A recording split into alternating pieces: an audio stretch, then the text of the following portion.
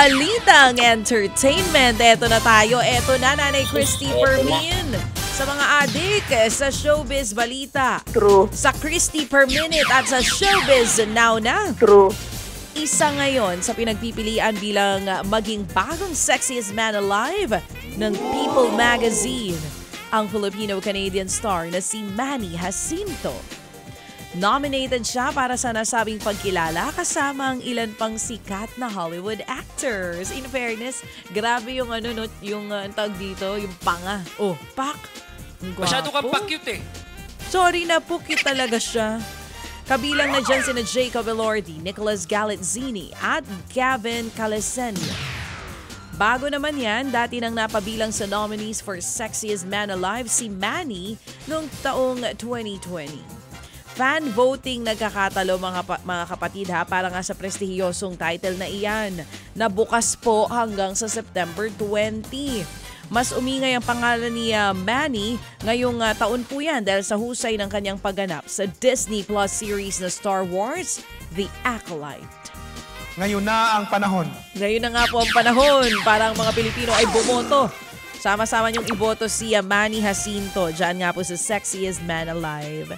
Samantala, tinulungan naman ni US rock legend Bon Jovi ang isang babae sa Nashville, Tennessee na tatalon dapat mula sa isang tulay.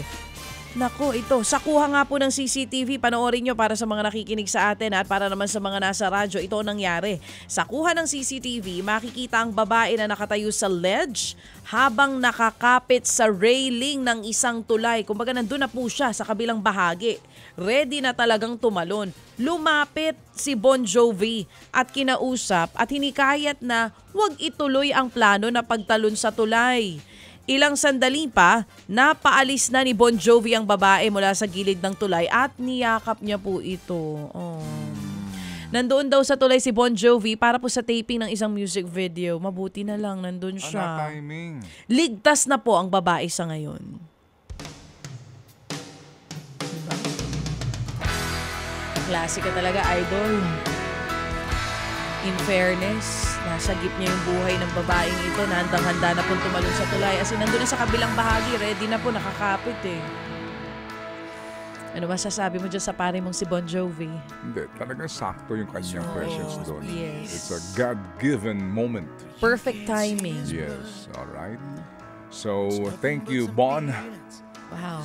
Hayaan mo mamaya pagkatapos ng programa, I'd like to congratulate him. Oh, wow. You have a direct contact to Bon? Yes, to Bon. Bon Jovi? To Bon Vivar. Hindi mo kilala yun. Iba yun, iba yun. Dating newscaster ng Oo. ABS-CBN. Bon Vivar ah. Oh, sige. Hindi mo kilala yun. Hindi ko inabot. But you know this song, right? Of course, I super know that song. Bon Jovi, idol ng tatay ko. Kompleto ni Papa ang CD niyan. Sa umaga pag naglilinis kami ng bahay, yan ang tugtugan. Me and I Ikaw talaga. will love. Ano? Shiminit. Meron pa rin. Eto na Shiminit mga pa kapatid. rin? Eto na. Sige! Pinababalik ng New Jeans ang dati nilang CEO sa Hive Entertainment na si Minhee Jin.